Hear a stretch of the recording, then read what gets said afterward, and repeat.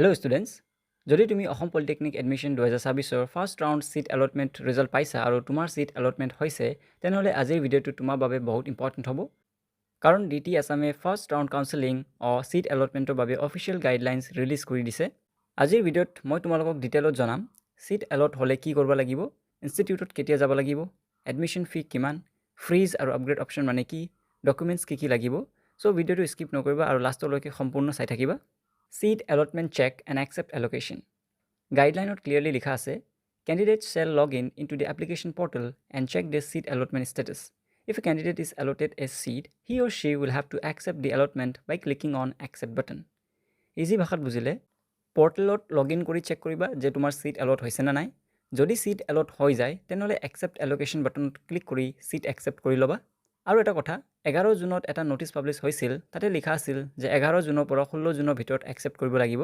আৰু এখন বহুত ইম্পৰ্টেণ্ট নোট দিয়া আছে, if no details of allotment is visible in the candidates log in portal then the candidate is not allotted any seat in the first round of allotment. মানে যদি পৰ্টেলত seat এলটমেণ্টৰ কোনো details show' নকৰে তেনেহ'লে তোমাৰ first ৰাউণ্ডত seat allot হোৱা নাই। Download allotment slip and print form.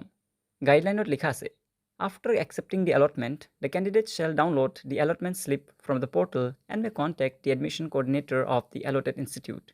Easy bhashat bujile, seat accept korar pisot allotment slip download koriba aru allotted institute admission coordinator logot contact korbo pariba. Aru likha ase, candidates must also check on the print form button and take a fresh printout of the application form.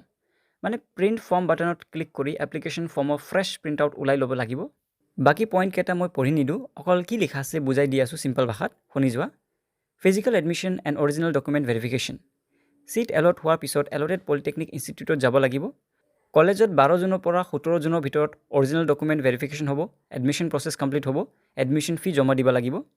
Admission ফি হ'ল normal কেণ্ডিডেটছৰ কাৰণে 4,800, tuition fee waiver কেণ্ডিডেটৰ কাৰণে 4,300। ইনষ্টিটিউটত নগ'লে কি হ'ব? কেৱল seat accept কৰিলে নহয়, original documents লৈ এলটেড ইনষ্টিটিউটত ৰিপৰ্ট কৰিব লাগিব, মানে কলেজত যাব লাগিব। যদি নোযোৱা চিট অট'মেটিকেলি কেঞ্চেল হৈ যাব আৰু কাউন্সেলিং প্ৰচেছৰ পৰা বাহিৰ হৈ যাবা। ৰিজেক্ট এল'কেশ্যন কৰিলে কি হ'ব? যদি ৰিজেক্ট এল'কেশ্যন বাটন ক্লিক কৰা, কাৰেণ্ট এলটমেণ্ট কেঞ্চেল হৈ যাব আৰু কাউন্সেলিং প্ৰচেছৰ পৰা বাহিৰ হৈ যাবা। নেক্সট ৰাউণ্ডতো পাৰ্টিচিপেট কৰিব নোৱাৰিবা। চ' ৰিজেক্ট বাটন ক্লিক কৰাৰ আগে ভালকৈ ভাবি ল'বা। চিট একচেপ্ট নকৰিলে কি হ'ব? চিট এলট হ'লে একচেপ্ট নকৰিলে চিট অট'মেটিকেলি কেঞ্চেল হ'ব আৰু কাউন্সেলিং প্ৰচেছৰ পৰা বাহিৰ হৈ যাবা। ডকুমেণ্ট প্ৰব্লেম থাকিলে কি হ'ব?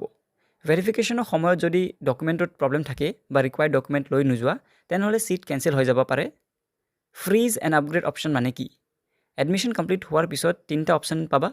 ফ্ৰিজ, যদি এলটেড কলেজ আৰু ব্ৰাঞ্চত ছেটিছফাইড তেনেহ'লে ফ্ৰিজ কৰিব লাগিব, পিছৰ ৰাউণ্ডৰ বাবে ৱেইট কৰিব নালাগে, তোমাৰ এডমিশ্যন কমপ্লিট হৈ যাব।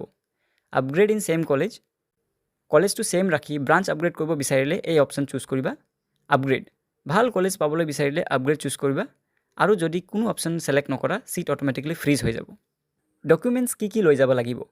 Allotment slip print out, application form print out, HSLC admit card, HSLC marksheet, HSLC pass certificate, identity proof, original PRC, caste বা EWS বা NCL চাৰ্টিফিকেট যদি এপ্লিকেবল হয়, 4টা passport size photo, high education marksheet and certificate যদি আছে, আৰু এই ডকুমেণ্টছখিনিৰ photocopy ছেটো লৈ যাবা।